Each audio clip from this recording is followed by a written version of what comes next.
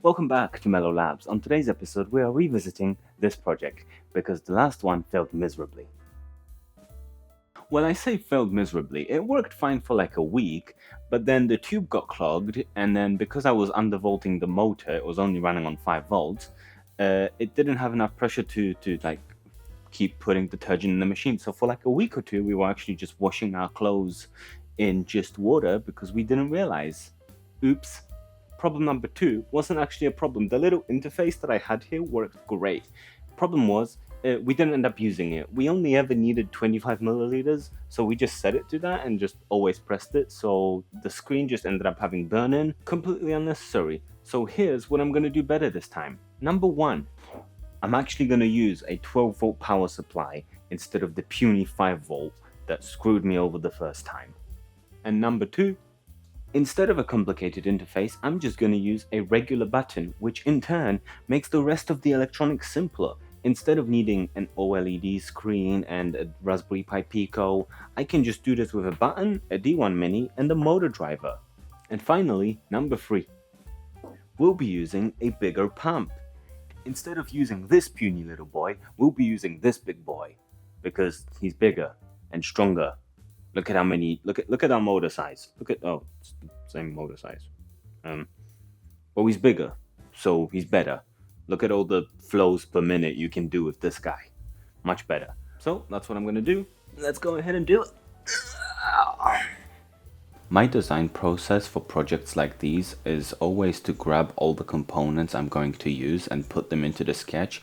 Now, most of the time I just end up grabbing high resolution pre-made models from GrabCAD. Highly recommended. There are some amazingly talented people on there. But in some cases, like for this periseptic pump, I do end up having to model it myself, which isn't that difficult. I usually go for something that's relatively the same dimensions, but it doesn't have to have too much detail. I started off by designing a box around the periseptic pump, and then just kind of orientating the components around where I think they should be, whilst leaving some extra room for things like wiring and for my fat fingers to be able to actually do the wiring. You might have actually noticed I grabbed the Raspberry Pi Pico model and not the D1 Mini. That was just a brain fart. I swapped them out later on. It doesn't make too much of a difference. They're roughly the same size. The D1 Mini is just a little bit wider. Once I got the correct components in the right orientations, I started putting in some holes. I put in 3 holes so that I can mount this to the inside of my cabinet with some wood screws. And then for each of the components I wanted to use heat threaded inserts, so I just modeled the holes for them. And then I sent it off to the printer so it can print whilst I'm asleep.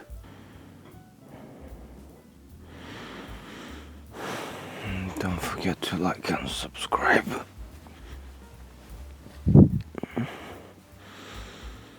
And about 6 hours later, I came back downstairs to a finished print. It looks like a wedge of cheese. Kinda just wanna... not good. Right, let's put it together. Starting with heat press inserts. Starting with heat press inserts. My tolerances are a little bit low, so I'm just gonna drill through these. The front 2 inserts are to hold the periseptic pump in place. The 2 lower ones are to hold the motor driver in place. I didn't make the walls thick enough. I thought 7 centimeters would be fine for these, but I've clearly not measured them beforehand. So they're a little bit standoffish because I need this side to be flat, because that's the side that's going against the wall.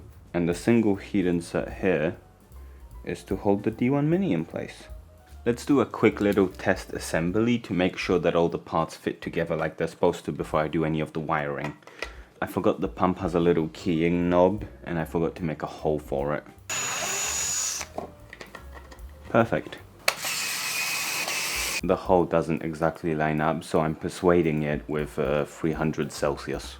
It's a perfect fit. Lovely. Right, motor driver. Some of you might have realized that the D1 Mini does not have a mounting hole. Some of you might have also realized that I'm holding a drill. That's because the D1 Mini has this lovely little spot here where you can make your own mounting hole.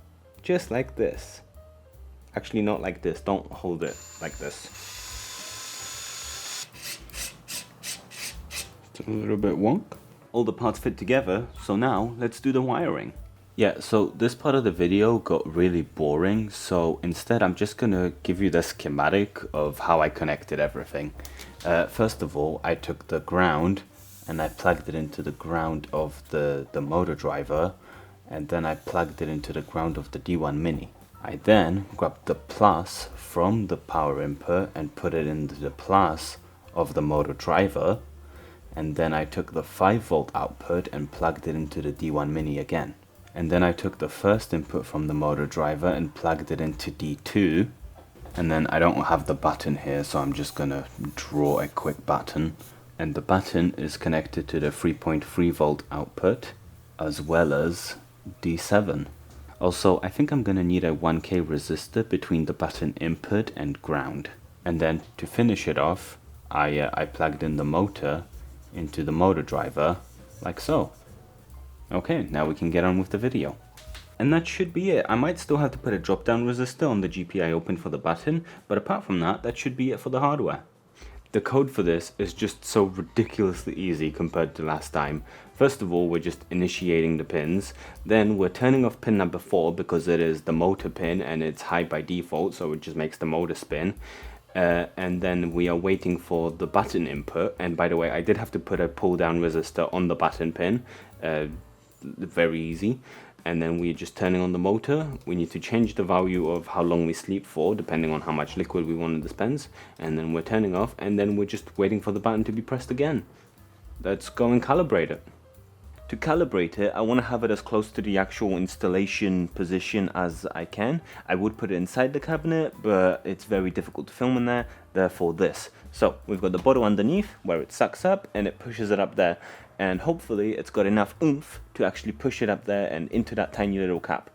The reason the tube is already halfway full is because when I plug it in, like I said, D4 is high on boot, so when I plug it in, it starts the motor, which is not something we want. So first, I'm going to start running the code. I think it's running. If I plug it in now, it's not doing anything. Fantastic. So now I've changed it to 1 second, and if I press this button, it runs for 1 second. Sweet. Now I'm going to prep it by letting it run all the way to the end of the tube. That's close enough. Right, so what I've done is I've implemented a quick and dirty timer function that just ups a digit every time the loop goes round, so I can just hold this down, and when it gets to the desired amount, I can let go, and it's going to tell me exactly how long I need to set it to. So,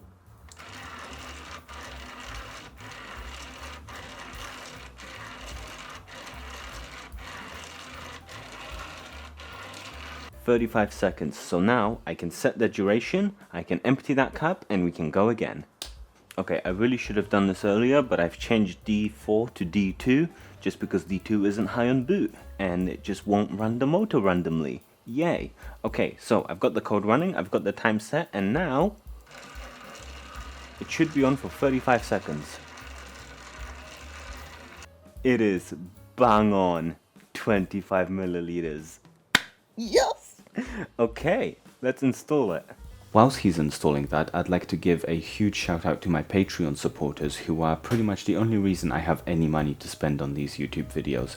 If you have some spare change, please consider supporting me over on Patreon. You'll get access to 3D files, Patreon exclusive content, early access to my videos, tons of behind the scenes, and there is a lot more to come. If you don't, I completely understand, times are getting very tough. Then if I could ask you for your support in the form of liking the video, commenting, and sharing it with your friends, that would also be amazing. Also, I've started doing live streams now every other week. I do 1 week video, 1 week live stream. My live streams are about disassembling things and just genuinely getting up to mischief whilst having a chat with my viewers. So if you like that kind of thing, join me next Sunday at 6 PM UK time, and we'll have a chat. Oh, he finished installing it. He probably wants to say something.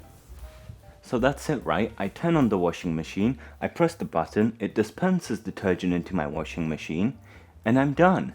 That's what I would say if I wasn't ADHD. Instead, I thought, the D1 Mini already has Wi-Fi, and I already use Home Assistant. Why not just rewrite my code in ESP Home and have it send back a little message to subtract 25 milliliters from whatever size bottle of detergent I'm using, so I can have a little thing on my home dashboard that shows me how much soap I have left.